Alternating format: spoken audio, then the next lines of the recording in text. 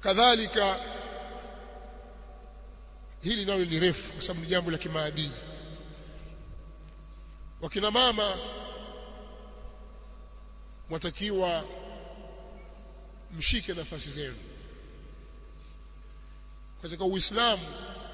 Mama wa Kiislamu amepewa nafasi kubwa ya kulea watoto, huku akipata support kutoka kwa baba, kwa sababu yeye baba ndio kiongozi. Yeye atatoa support kwa mujibu wa sheria ilivyompangia.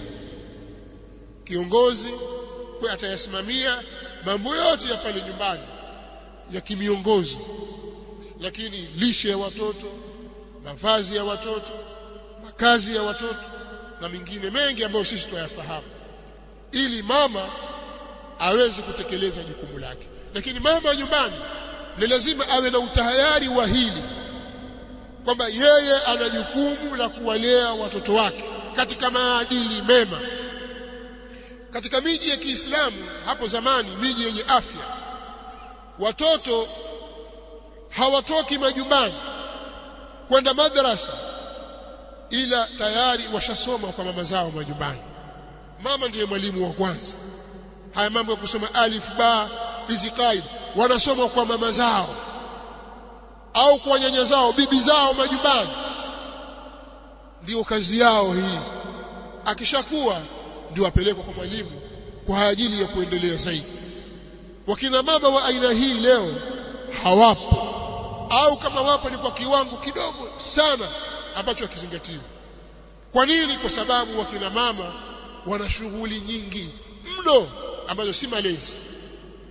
Hili lazima walifahamu. Wakina mama wasimamie nyumba zao katika kuwalea watoto wao, lakini na sisi kina baba ni lazima tuwatie nguvu hawa wakina mama, tusimamie majukumu yetu ili huu ufanisi upatikane. Lakini pia wakina mama watakiwa mjitolee sana katika kusoma dini na kufuata mafundisho ya sawa sawa. Maelezo ya Mtume sallallahu alaihi wasallam kuhusu wanawake nyinyi mnayafahamu. Mtume sallallahu alaihi wasallam katika al-Isra wal Mi'raj alipopelekwa mbinguni, katika mambo aliyoyaona katika moto akasema, raaitu akthara ahliha an-nisa, nimewaona watu wengi katika huo moto ni wanawake. Acheni umbea, acheni kusengenya, acheni lawama, acheni kukufuru zile ihsan. Simameni katika taa. Allah subhanahu wa ta'ala atawalinda. Kama mwanamume anaidhulumu haki yako, wewe usidhulumu haki yake, tekeleza wajibu wako, utalipwa na Allah subhanahu wa ta'ala kikamilifu katika haki yako. Kwa hiyo tujifundishe dini. Sasa na saa hizi zetu sote tusomeni dini yetu, tuwasimamie watoto wetu ili waisome dini yao vizuri, tuyasimamie maadili ya watoto wetu, tusiwaache watoto wetu wazurure ovyo mpaka saa 3-5 usiku. Hujui mtoto wako yuko wapi, umeingia umelala, hujui mtoto yuko wapi, amekwenda kutembea wapi, yuko na nani.